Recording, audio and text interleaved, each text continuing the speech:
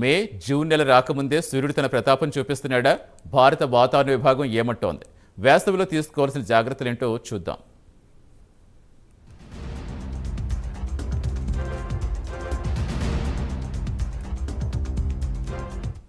వాతావరణంలో పెను మార్పులు రాబోతున్నాయి. గత ఏడాది కంటే ఏడాది వేసవిలో సూర్యుడు 10 రెట్ల మేర తన ప్రతాపం చూపిస్తాడని భారత వాతావరణ విభాగం తెలిపింది.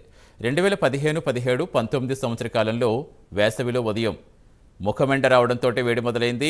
ఇక సూర్యుడు నెత్తిపైకి వచ్చేసరికి 38 డిగ్రీలకు టెంపరేచర్ వస్తుంది. దీంతో వృద్ధులు, చిన్నపిల్లలు తట్టుకోలేకపోయేవారు.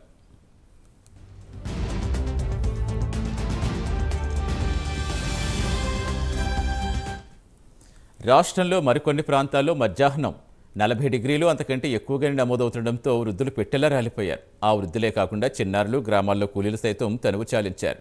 కూలీ నాలి పనిచేస్తే తప్ప పూట గడవని వారు వాతావరణంలో మార్పులతో అనారోగ్యానికి గురై పనికి వెళ్లి వేడిని భరించలేక మృత్యువాత పడ్డవారు ఎంతోమంది ఉన్నారు.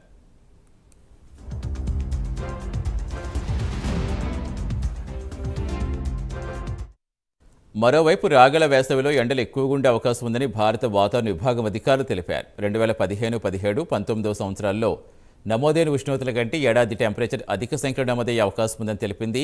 హీట్ వేవ్ తట్టుకునేందుకు వైద్యులు పలు కీలక సూచనలు చేశారు. ఎండలు అధికంగా ఉండే సమయాల్లో ప్రజలు ఇళ్ల నుంచి బయటకు రాకూడదని సూచించారు. తప్పనిసరిగా బయటకు వెళ్లేవారు తమ వెంట వాటర్ బాటిల్ తీసుకెళ్లాలని తెలిపారు.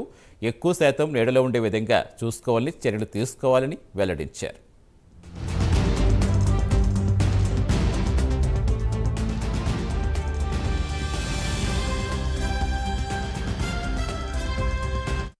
మరోవైపు నగరవాసులు బయటకు వెళితే వారి వెంట మంచినీటితో పాటు గొడుగు పట్టుకెళ్లాలని, ఎండ ఎక్కువగా ఉన్న సమయాల్లో అప్పుడప్పుడు శీతల పానీయాలు తీసుకోవాలన్న వైద్యులు పదే పదే శీతల పానీయం సేవించడం మంచిది కాదని హెచ్చరించారు.